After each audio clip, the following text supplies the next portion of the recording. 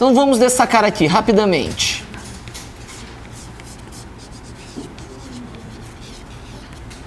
Idade média. E vamos pensar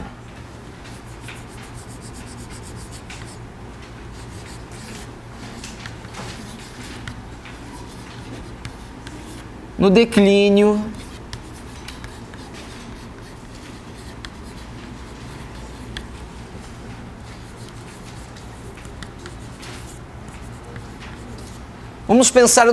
da Idade Média.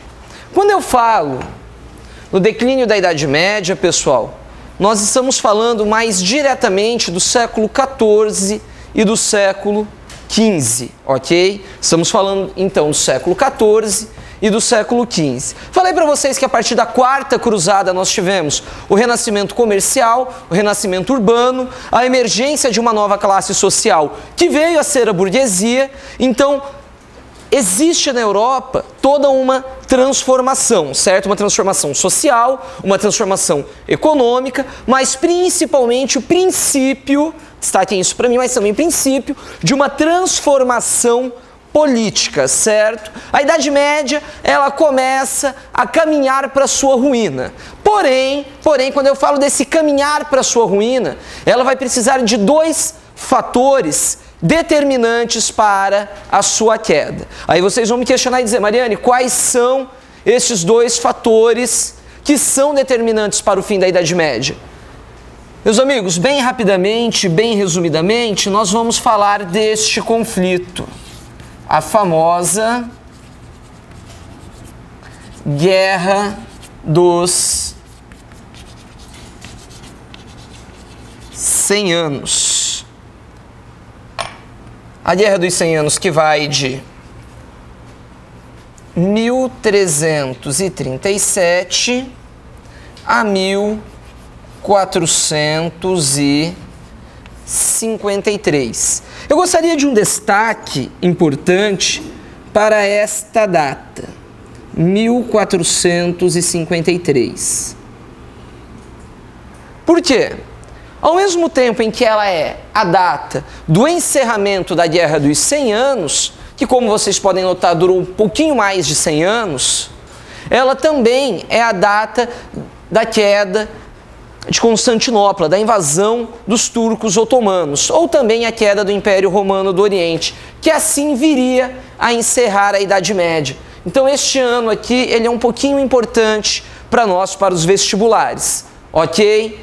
Quando nós falamos em Guerra dos 100 anos, essa guerra, pessoal, ela vai envolver dois estados. Ela envolve França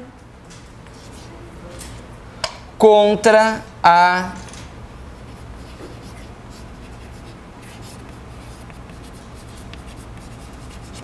Inglaterra, certo? Falamos de França e Inglaterra.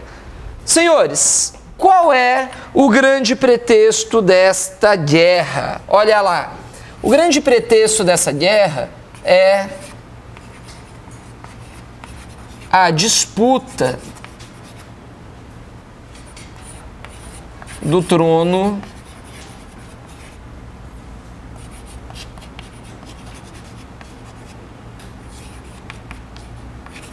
francês, correto?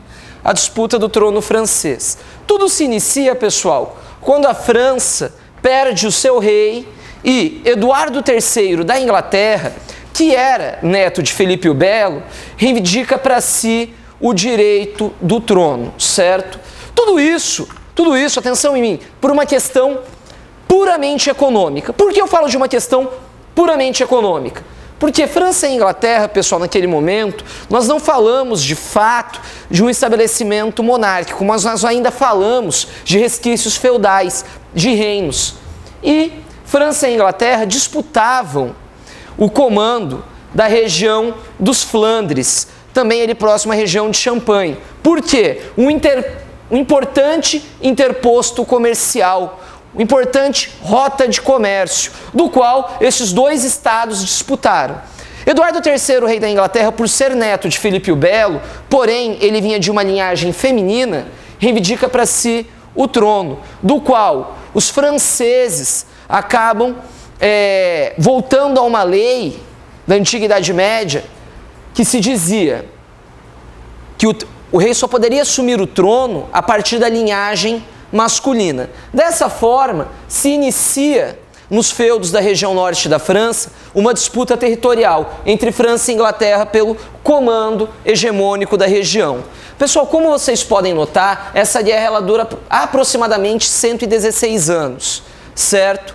E essa guerra ela é dividida em alguns momentos. Por quê? Em um primeiro momento, a Inglaterra ela passa a impor diversas derrotas aos franceses, certo? Os franceses sofrem diversas derrotas. Porém, algum tempo depois, quando os franceses estavam praticamente derrotados, nós vemos a emergência de uma nova figura nessa guerra. Uma guerra que acabou sendo decidida pela figura de uma mulher que, podem destacar para mim, por favor, essa mulher ela tinha uma característica mítica, certo? Mítica, uma característica que transcendia a realidade. Ela se apegava a Deus. Eu estou falando de Joana d'Arc, pessoal. Joana d'Arc, que era uma camponesa francesa, olha que interessante isso, ela era uma camponesa francesa, ela passou a dizer que ela era uma emissária, uma enviada de Deus para liderar os franceses na guerra. E uma vez liderando os franceses na guerra, o que aconteceria? Ela, claro, iria impor diversas derrotas aos ingleses, que de fato aconteceu. Joana d'Arc, liderando os exércitos franceses, ela passou a impor diversas derrotas aos ingleses.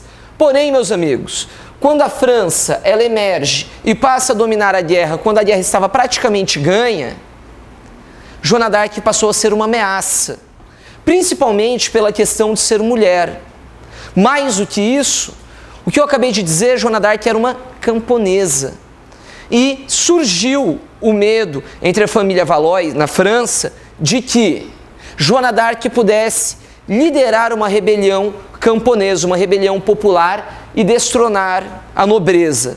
O que acontece com Joana d'Arc? Os próprios franceses a aprisionam e a mandam para os ingleses, do qual esses ingleses, pessoal, também em parceria com alguns franceses, eles condenam Joana d'Arc por heresia. Muito simples entender o porquê de heresia.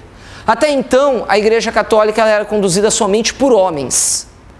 Eis que surge a figura de uma mulher dizendo que é uma enviada de Deus. Isso ameaçaria todo o poder temporal da Igreja Católica.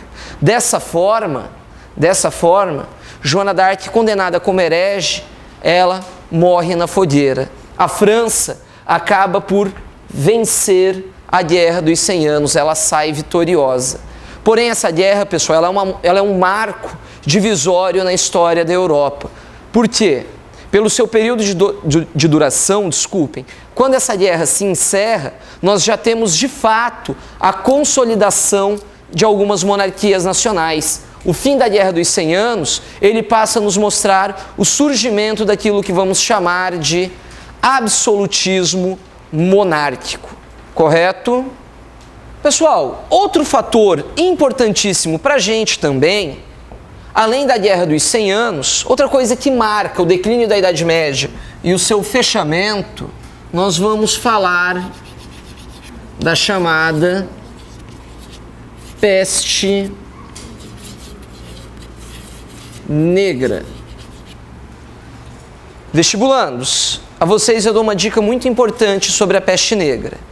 Um tema recorrente, saquem para mim um tema recorrente no Enem. Vamos falar do período mais ou menos de 1346 até por volta de 1353, certo? Pessoal, a peste negra, vamos colocar aqui, ela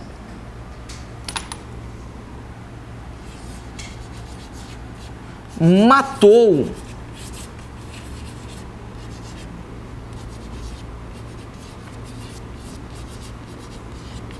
aproximadamente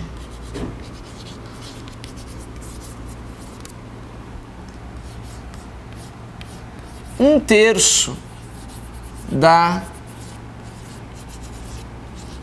população europeia. Na verdade, alguns historiadores dizem que da população mundial.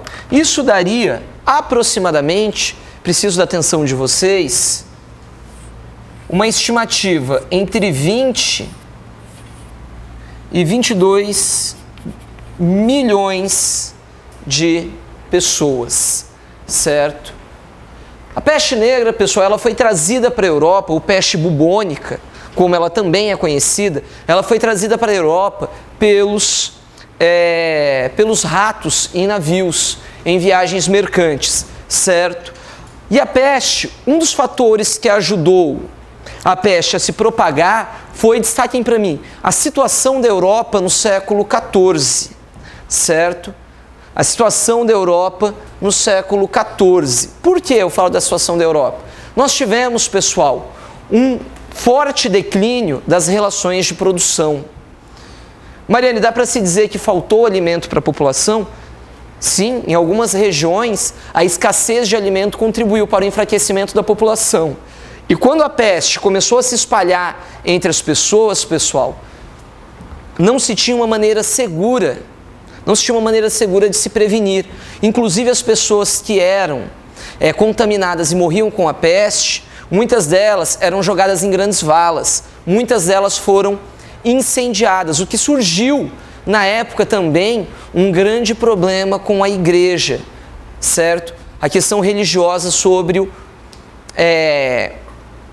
a cremação desses cadáveres, certo? Então nós vamos falar de dois grandes fatores que contribuem para o declínio da Idade Média. A Guerra dos 100 Anos, que vai, após o seu acontecimento, começar a marcar a formação de um absolutismo monárquico entre o século XV e o século XVI, e a peste negra, que vai dizimar parte da população. As pessoas também, a partir da peste, pessoal, voltam a se aglomerar em centros. Mariane, dá para se dizer que se tem uma retomada de centros urbanos a partir do pós-peste negra? Com toda certeza.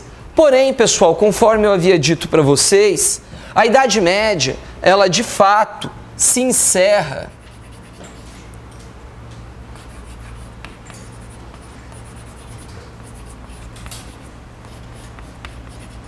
vamos destacar aqui, fim da Idade Média, ela vai ocorrer em 1453, desculpem, com o fator queda de